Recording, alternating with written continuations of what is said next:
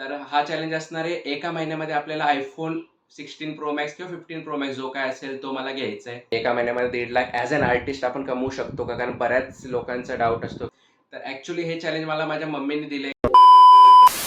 नमस्कार मित्रांनो, तर आजपासून आपण एक नवीन चॅलेंज घेतोय. जसं टायटल थंबनेलमध्ये तुम्ही बघितलं असेलच आणि स्टार्टिंगला पण तुम्ही बघितलं असेलच. तर हा चॅलेंज असणार आहे, एका महिन्यामध्ये आपल्याला iPhone 16 Pro Max किंवा 15 Pro Max जो काय असेल तो मला घ्यायचा आहे. तर ॲक्चुअली हे चॅलेंज मला माझ्या मम्मीने दिलंय, की एका महिन्यात तू iPhone घेऊन दाखव असा चॅलेंज तिने दिलाय. सो मी एक्सेप्ट केलेला आहे चॅलेंज. तसा iPhone लव्हर नाहीये मी, इतकं मला जास्त आवडत नाही. Androidच मला आवडतो. बट आता हा चॅलेंज आहे तर आपल्याला तो घ्यावा लागणार आहे. म्हणजे फक्त जून महिन्याच्या इन्कममधूनच मला iPhone 15 किंवा 16 Pro Max जो काय बेस्ट असेल तोच घेईल मी. आता बरेच जण बोलतील, की मम्मी असा चॅलेंज देऊ शकते का? किंवा तिला iPhoneबद्दल माहिती आहे का? वगैरे, वगैरे. तसं बघायला गेलं तर मम्मीला iPhone किंवा असा काय फोन असतो ते माहिती नाहीये. पण तिला हे माहिती आहे, की 1-1.5 लाखाचा कुठलातरी फोन येतो जो खूप महाग असतो. तर तिची कोणतरी फ्रेंड होती, तिच्या मुलाने 1 का 1.5 लाखाचा कुठला iPhone घेतलाय, कोणता सीरीज घेतलाय तो माहिती नाही. पण 1-1.5 लाखाचा फोन त्यांनी घेतलेला आहे. आणि बोलता-बोलता मम्मीने मला चॅलेंज देऊन टाकलं, की तूही असा iPhone घेऊन दाखव आणि iPhone जर घ्यायचा असेल तर चांगला मॉडेलच घेतला पाहिजे. iPhone 14 किंवा 15 Pro Max I think best आहे. मला जास्त काही त्यातलं माहिती नाहीये. बट बघू माहिती काढून घेऊ आपण. पण 15 किंवा 16 Pro Maxच मी घ्यायचा विचार करतोय. पण त्यासाठी आपल्याला जवळपास मी असं ऐकलंय, की iPhone 15 किंवा 16 Pro Maxची जी प्राईस आहे ती जवळपास 1.5 लाखाच्या आसपास येते. सो आपल्याला 1.5 लाख तरी मिनिमम कमवायचे. बाकी आता मी प्राईस चेक करतो Amazonवरती ॲक्चुअल प्राईस किती आहे ते मला अजून काही आयडिया नाहीये. आता चेक करून आपल्याला कळेल, की आपल्याला एका महिन्यामध्ये किती कमवायचे ते. पण त्याच्या अगोदर सकाळी एक स्केचची ऑर्डर आलेली आहे आपल्याला, तर ते आपण पुस्तकात लिहून वगैरे घेतो, तर ते पटापट आपण लिहून घेऊया. कारण बऱ्याचशा ऑर्डर्स येत असतात आणि जर मी लिहिलं नाही, तर मला ते कळणार नाही कुणाची कुठली ऑर्डर आहे, किती पेमेंट आले. कारण ॲडव्हान्स पेमेंट पण बरेचसे देतात, फुल पेमेंट काही-काही लोकं देतात. सो कोणाचं पेमेंट आलंय, कोणाचं पेमेंट यायचंय, कोणाची ऑर्डर आली, कुठल्या साईजवरती ऑर्डर आहे, सिंगल पेज, डबल पेज, ते सगळं मी लिहून घेत असतो. सो ते लिहून घेऊन आता एक नवीन स्केच सुरू करणार आहे मी. कालचे एक स्केच फिनिश करायचे ते मी संध्याकाळी किंवा दुपारी वगैरे करेल. थोडं फायनल टच बाकी आहे. तो नंतर तुम्हाला दाखवेलच. पण एक स्केच मला आता सहज सुरू करायचं आहे. सो मी आउटलाईन करतोय पण तुम्हाला ती दाखवू शकत नाहीये कारण आपण जे पोर्ट्रेट स्केच वगैरे काढतो मोस्ट ऑफ टाईम कस्टमरची रिक्वेस्ट असते की कुठेही पोस्ट करू नका. कारण हे सरप्राईज आहे बेसिकली गोष्ट. म्हणजे समजा तुम्ही कुणाला मित्राला वगैरे गिफ्ट द्यायचं असेल त्यांना सरप्राईज देऊ शकता. पण जर मी अगोदर तुम्ही द्यायच्या अगोदर जर व्हिडिओजमध्ये, रील्समध्ये जर दिसलं ते आणि आपण डेलीचं आता करणार तर स्केच द्यायच्या अगोदरच ते व्हिडिओमध्ये दिसू शकतं ना. सो ते जर झालं आणि ज्याचं स्केच काढलंय त्याला जर दिसलं, त्याने कुठे बघितलं कारण आपलं पब्लिक प्रोफाईल आहे Instaवरती पण.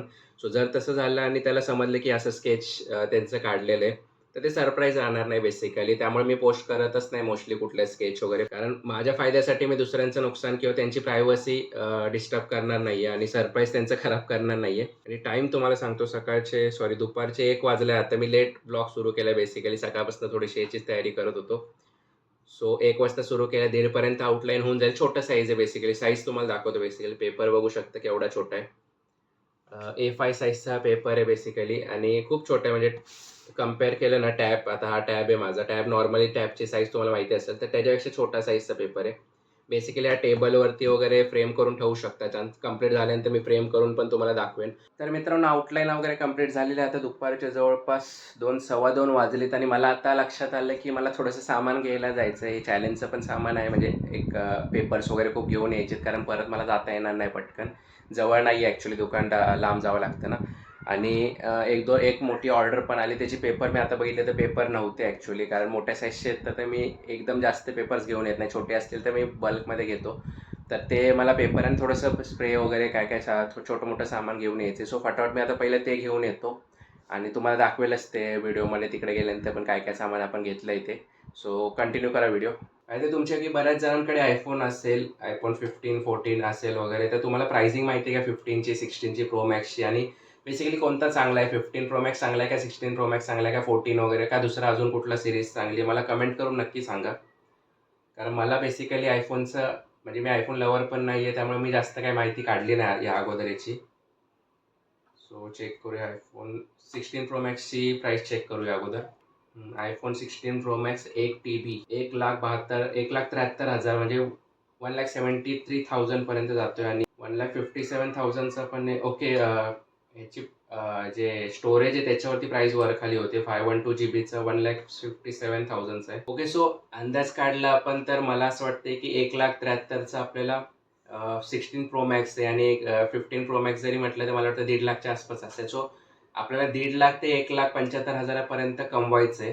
तरच आपण 15 किंवा 16 दोन्हीपैकी कोणताही घेऊ शकतो आणि मोस्टली मी प्रो मॅक्स किंवा प्रो एक असतो मला वाटतं.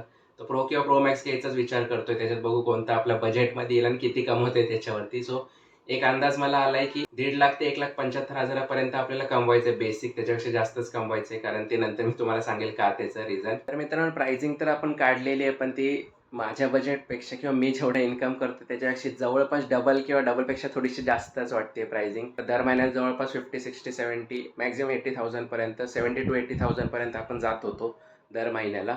आणि तेव्हा ॲक्चुअली प्रॉडक्ट पण थोडेसे कमी होते माझ्याकडे. आता थोडे 2-4 प्रॉडक्ट ॲक्चुअली वाढलेले आहेत.